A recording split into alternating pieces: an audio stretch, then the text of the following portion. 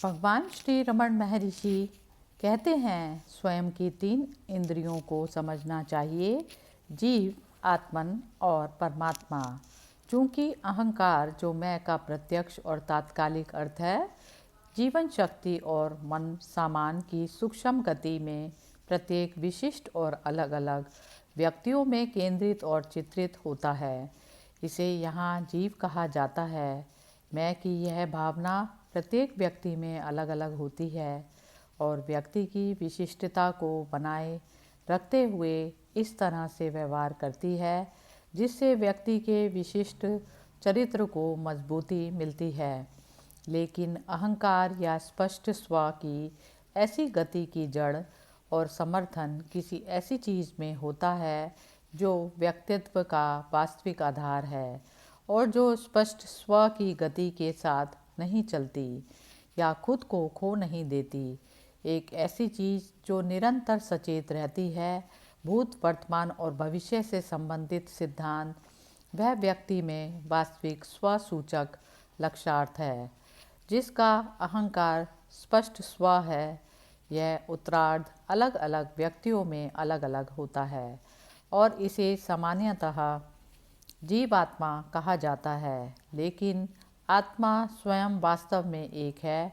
समस्त अस्तित्व की तरह सभी व्यक्तियों का आत्म एक है, लेकिन जीव और जीवित प्राणी अनेक हैं। जितने व्यक्ति बनते हैं उतने ही अनेक होते हैं।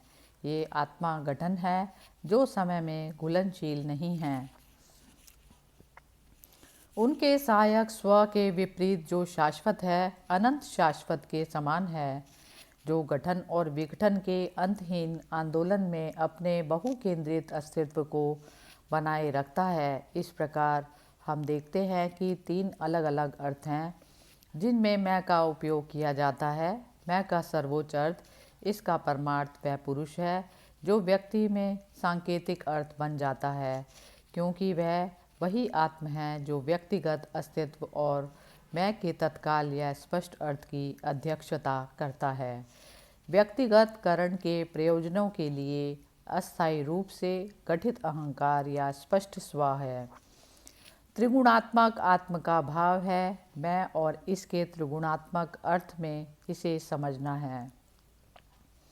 किसी बिंदु पर भगवान कदम रखते हैं। आपको गलत मैं को ख़त्म करने की ज़रूरत नहीं है।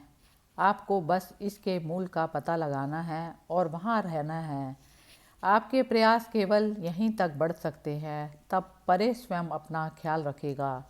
आप वहाँ असहाय हैं, कोई भी प्रयास उस तक नहीं पहुँच सकता। बार बार अभ्यास करने से व्यक्ति अंदर की ओर मुड़ने और स्वयं को खोजने का आदी हो सकता है। व्यक्ति को हमेशा और लगातार प्रयास करना चाहिए जब तक कि उसे स्थायी रूप से एहसास ना हो जाए। एक बार जब प्रयास बंद हो जाता है तो स्थिति स्वाभाविक हो जाती है और सर्वोच्च व्यक्ति को एक अखंड प्रवाह के साथ अपने कब्जे में ले लेता है। जब तक यह स्थायी रूप से स्वाभाविक और आपकी अभ्यस्त अवस्था ना बन जाए, तब तक जान लें कि आपने आत्मा का अनुभव नहीं किया, केवल उसकी झलक देखी है। हरि ओम तत्सत।